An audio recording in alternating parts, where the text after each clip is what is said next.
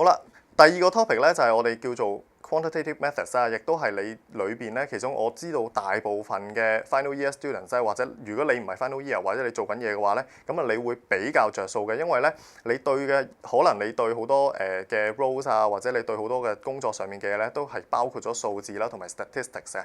而 quantitative methods 裏邊最大嘅 topic 咧，咁當然咧就係 statistics 啦。裏邊嘅 probability 咧，其實當然咧係非常之緊要，但係咧呢啲比較 academic 嘅嘢咧，咁當然我都會去着手會同你哋咧去討論同埋去睇下咧究竟裏邊有啲咩要注意嘅，因為 probability 咧咁